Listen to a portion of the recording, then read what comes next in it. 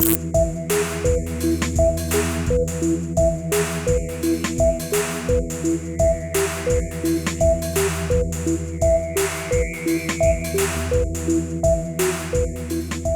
m'appelle Nicolas Desbon, nous sommes à Montreuil et je suis artiste, sculpteur, serrurier d'art.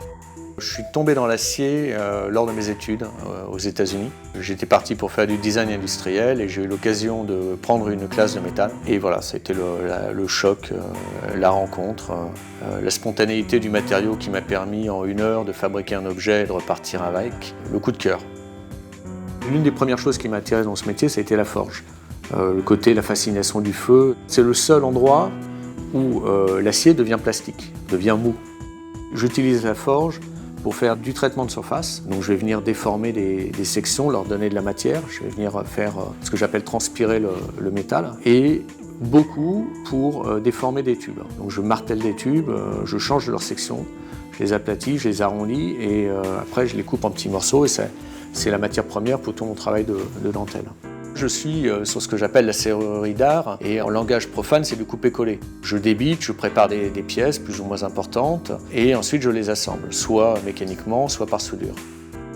Le principe de création est total, c'est-à-dire qu'il s'inscrit dans un projet plus large qui est rattaché à la dynamique de l'atelier.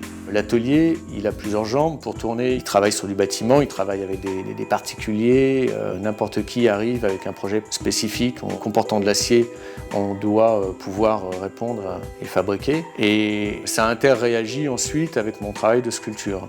Tout ce travail, par exemple d'empreintes sur les corps de femmes que je fais, est né de l'utilisation des chutes générées par un travail pour le bâtiment. Donc j'allais dans un endroit, c'est une caisse qui s'appelle le chutier dans l'atelier, j'allais prendre mes petites chutes et puis je commençais à les mettre dans des vasques autour de certaines formes, les assembler entre elles et puis je sors la pièce, puis je regarde et je vois ce que ça donne.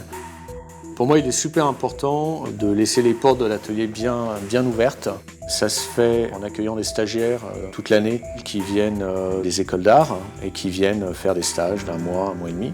C'est des chouettes rencontres parce que souvent on a des jeunes en face qui ont la patate et qui ont envie. Et nous, ce qu'on peut leur apporter avec 20-25 ans de métier, c'est d'aller un petit peu au-delà d'une approche bête et méchante de l'outillage, mais de commencer à dire qu'il peut se passer d'autres choses derrière. La formation plus large, elle se fait aussi en ouvrant les portes pour les portes ouvertes, des ateliers d'artistes, les journées des métiers d'art. Je ne conçois pas de travailler tout seul comme un ermite. Dans un processus créatif, ce qui m'intéresse, c'est la rencontre, c'est de pouvoir parler avec des gens. Je me sens perpétuellement être dans un doute. Et du coup, la discussion autour d'un projet, elle est toujours enrichissante. Au niveau des projets, à terme et d'ici 10 ans, c'est de monter un bel endroit pour les sculpteurs en province, donc au calme, au vert, un peu loin d'Internet, pour avoir de la place, pour pouvoir continuer à transmettre le savoir-faire d'une autre manière et accueillir des artistes, faire de la résidence d'artistes.